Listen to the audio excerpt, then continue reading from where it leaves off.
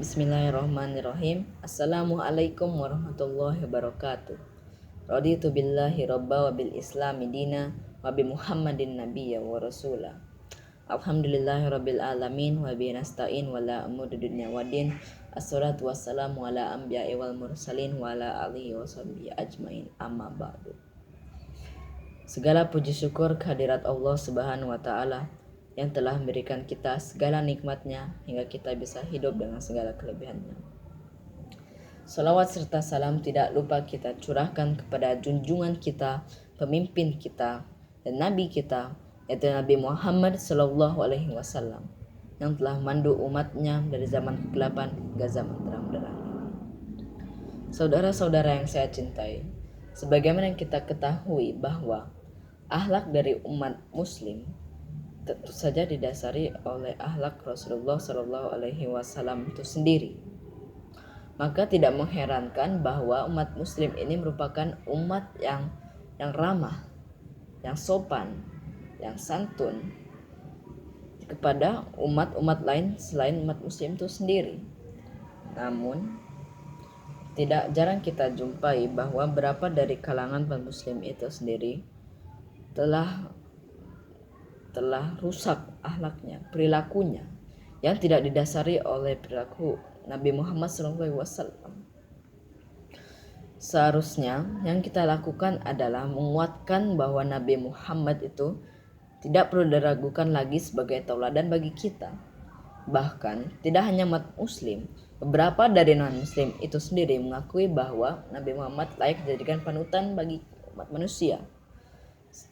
Nah, ada yang bernama Michael H. Hart, yaitu yang kalian ketahui bahwa dia merupakan penulis dari buku yang berjudul The 100 Most Influential Person in the World, kurang lebih, yang artinya 100 orang yang paling berpengaruh di dunia, yang merupakan buku yang dari 100 orang banyaknya yang berada di urutan pertama yang dari orang berpengaruh di dunia merupakan Nabi Muhammad SAW.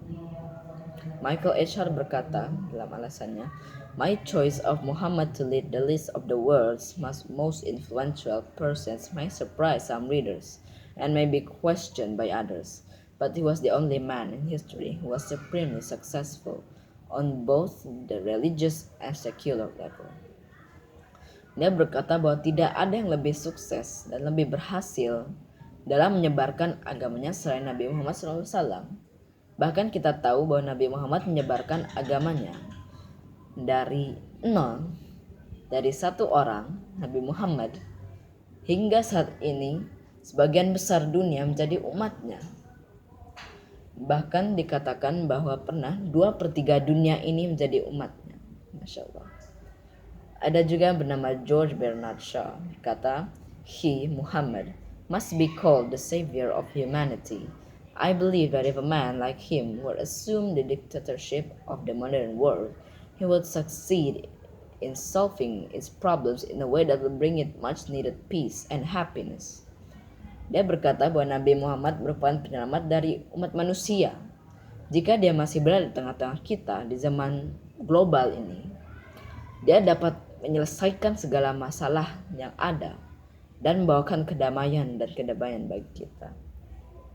Nah, ada juga dari orang non-muslim bernama Profesor Konari Ramakrishna Rao yang berkata, "The personality of Muhammad, it is most difficult to get into the whole truth of it. Only a glimpse of it I can catch. What a dramatic succession of picturesque scenes. There is Muhammad the prophet, there is Muhammad the warrior, Muhammad the businessman, Muhammad the statesman, Muhammad the orator, Muhammad the statesman, Muhammad the refuge of the orphans, Muhammad the protector of slaves, Muhammad the emancipator of women, Muhammad the judge, Muhammad the saint, all in these magnificent roles, in all these human departments of human activities, he is like a hero." Dia berkata bahwa Nabi Muhammad ini merupakan seorang pahlawan yang berdasarkan kata-kata terakhirnya.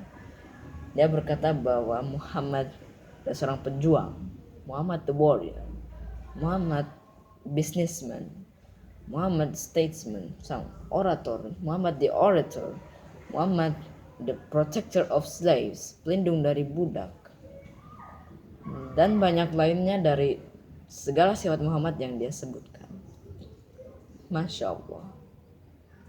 Berdasarkan orang-orang tadi, kita telah mengetahui bahwa seorang non-muslim pun menjadikan Nabi Muhammad sebagai tauladan bagi mereka, sebagai panutan dari kehidupan mereka, yang menjadikan perilaku Muhammad sebagai dasar dari akhlak, dari perilaku mereka. Itu non-muslim. Maka sudah tidak perlu diragukan lagi bahwa seharusnya kita selaku umatnya menjadikan Nabi Muhammad satu-satunya teladan yang patut dijadikan teladan di dunia ini. Nah, jika begitu, maka tidak perlu diragukan lagi bahwa umat muslim ini merupakan umat yang membawa kedamaian.